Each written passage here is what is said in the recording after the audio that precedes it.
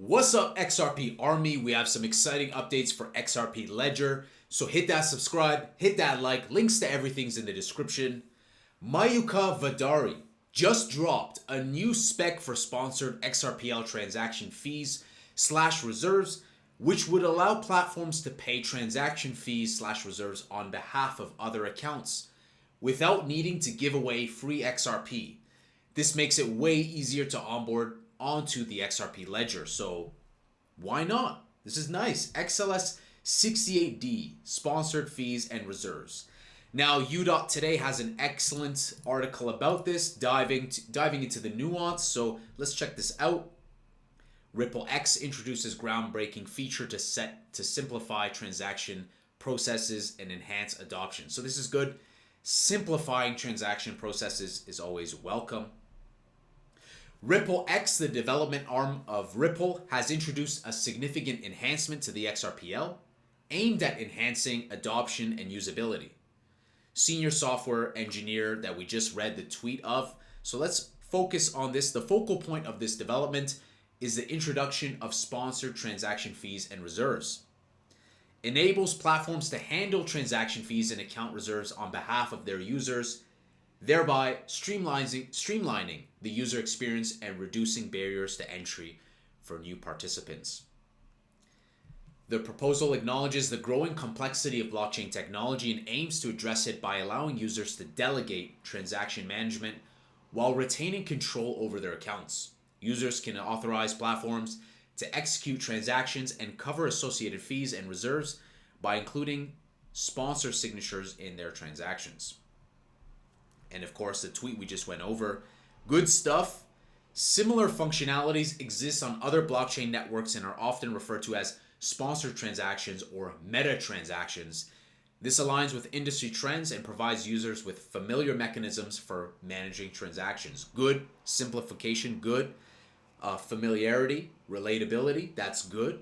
So it's good to see that this is also following best practices in the industry.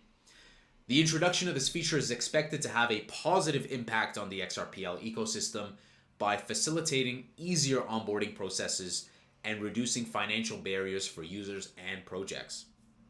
By enabling platforms to cover transaction costs, XRP becomes more accessible to a wider range of users and industries, potentially driving increased adoption. This is win-win-win, right? I don't see this as bad. Overall, the introduction of sponsored transaction fees and reserves represents a significant step forward in enhancing the adoption and usability of XRP, positioning it as a more user-friendly and accessible digital asset. Good stuff. I really like the articles out of Today. It seems like they put out a lot of SHIB content. I don't know if they're a sponsor, but when it comes to XRP, Cardano, it's very neutral. It's very coming from a place of like good information. They always source their tweets. So I like Today. I really like them. I've been liking them. They're a new kid on the block since around the previous bull run, but their stuff is fresh. So good stuff. Good stuff. What do you guys think about this? What do you guys think about the simplification of financial barriers and also not dishing out more XRP? I think why not? This makes more sense. I don't see this as being bad. Taking a look at GitHub. Let's take a closer look at this because I feel like it can provide us some nice insight from the development arm, right? XLS 68D, sponsored fees and reserves. Now, let's just check out the abstract because I ain't no dev, you know what I'm saying? I'm not a developer. As the blockchain industry grows, many projects want to be able to build on the blockchain, but abstract away the complexities of using the blockchain. That is perfect. I agree with that completely. Think of the car. You get in a vehicle.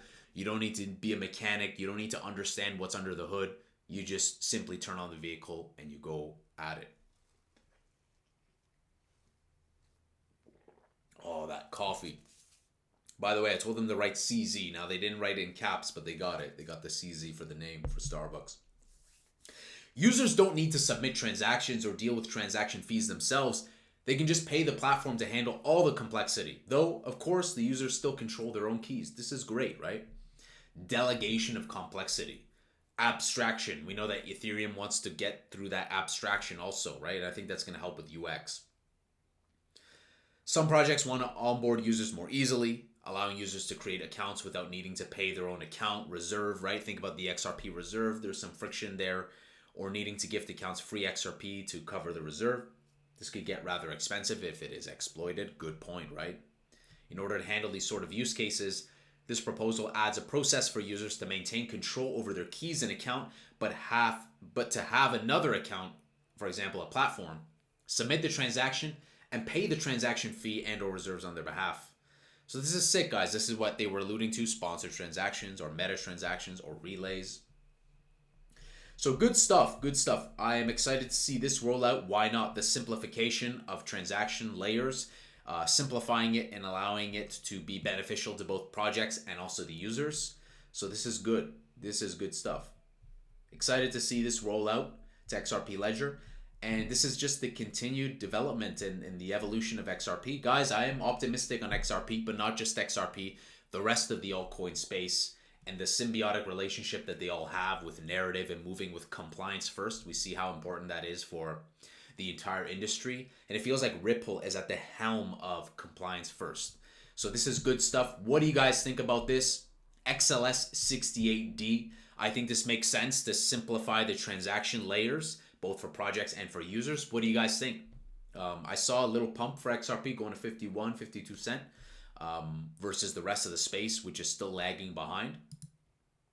I'm optimistic on XRP. I'm bullish, albeit we have to wait until Q4, in my opinion. We're now going through the FUD arc. We're going through the villain FUD arc of, coincidentally, Binance founders, 4 months to CZ. Coincidentally, we have, what was his name? Roger Ver put under the limelight. So there's going to be a lot of FUD. We're just beginning, guys. It's going to test your conviction with projects that you firmly believe in. XRP is one of those for me. I think that XRP is going to do great, but it's going to be a late bloomer. Historically has been a late bloomer, and so not every project is going to go and pump at the same pace. Is Solana incredible? Absolutely. Is Ethereum great? Absolutely. I think that this future is headed towards an omni-chain, interconnected, interoperable, with stablecoin, very important, with compliance, very important. That's why I'm very bullish on XRP, because of the stablecoin that's coming out, launching on XRPL and ETH, everything else that's lined out. And this new partnership, as we saw with Hashkey, with them also deploying a bunch of Bitcoin and Ethereum ETFs, we can see how this story is all interconnected. So guys, I'm optimistic on XRP. What do you guys think about XRP? I know there's all different types of takes, so let me know in the comment section. Hit that subscribe, hit that like. I'll see you guys, XRP Army, in the next Angry Crypto Show.